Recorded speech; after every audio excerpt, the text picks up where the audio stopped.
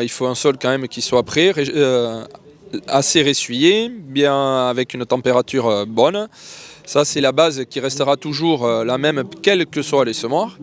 Et après, bien entendu, il faut quand même commencer, avant de partir, à préparer son semoir. Donc, à vérifier toutes les parties techniques du semoir qui soient propres et en bon état, de manière à ce que le semoir soit capable de semer dans de bonnes conditions. Le support principal, bien sûr, c'est le sol. Et grâce justement à toutes ces nouvelles technologies, on est obligé de se replonger justement dans de l'agronomie, refaire en fait le métier de base que faisaient nos ancêtres.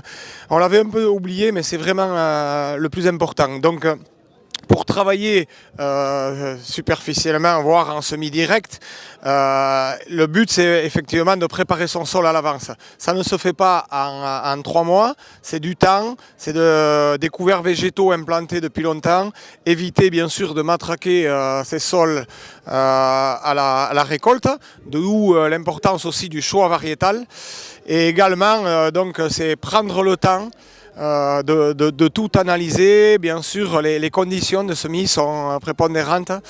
Et ensuite, c'est beaucoup d'observation. On ne peut pas se lancer dans ces techniques-là comme ça du jour au lendemain sans réflexion. C'est beaucoup de temps de préparation et ça pour moi c'est quelque chose de très important. Le matériel maintenant nous permet d'affiner les choses, effectivement. On rentre dans de la technologie très précise, mais bien sûr il faut qu'en amont tout soit bien calé à l'avance. C'est pas à la veille de semer nos maïs qu'il faut commencer à s'inquiéter de la façon de travailler. Surtout dans les coteaux, c'est quand même le phénomène de l'érosion qui sera fortement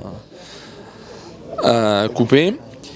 Un travail du sol simplifié, donc des coûts de mise en culture qui sont fortement réduits. Et la troisième chose, c'est le travailler avec les plantes.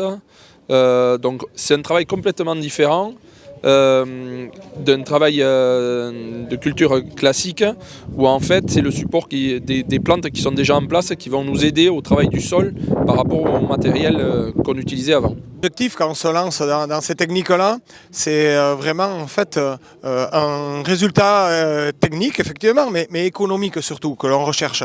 Donc des leviers, il y en a. Mais qui ne sont pas forcément adaptables à tous les types de sols et surtout les climats. Les climats, effectivement, on le voit, est très changeant, avec parfois des périodes sèches ou très humides, avec un besoin d'adaptation. Et en fait, nous, ce que l'on recherche, dans l'absolu, c'est au final d'avoir la meilleure marge possible à l'hectare.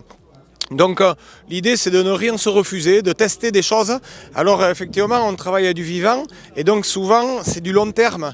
On peut pas changer de technique comme ça du jour au lendemain. Donc l'intérêt aussi de travailler comme on le fait là avec Bertrand à plusieurs en CUMA, ça nous permet aussi d'y aller palier par palier et d'accéder aussi à de la technologie qui est quand même relativement onéreuse. Par le biais des regroupements, on arrive à pouvoir accéder justement à ces matériels qui nous permettent d'aller plus loin dans nos pratiques. Nous, on travaille beaucoup avec les agriculteurs, on les accompagne aussi parce que c'est des technologies qui sont quand même complexes à la mise en place. C'est des nouvelles méthodes de travailler, c'est des nouvelles méthodes agronomiques. Aujourd'hui, il faut pouvoir les accompagner sur cette technologie. Ça passe par le tractoriste, ça passe par le matériel qu'on met derrière, l'ensemble des compatibilités. Et après, ça passe aussi par un appui terrain. On fait d'abord tous nos essais en général au sein de la structure. Après, on choisit des agriculteurs aussi partenaires qui nous accompagnent sur des démarches qu'on ne maîtrise pas toujours forcément. Et l'avantage, c'est que nous, après derrière, on est armés pour accompagner les agriculteurs qui souhaitent évoluer vers de nouvelles technologies. Je pense que dans toutes ces nouvelles façons de travailler avec la nouvelle technologie, le but c'est d'être très accompagné. Il y a des choses que l'on maîtrise mais pas tout. On a besoin des constructeurs parce qu'ils connaissent plus finement le matériel. On a besoin d'accompagnement sur les semences également pour placer les bonnes semences au bon endroit au bon moment. C'est en fait tout ce panel-là. On a besoin de beaucoup plus de personnes qui rentrent dans l'environnement de la culture afin d'être le plus précis possible.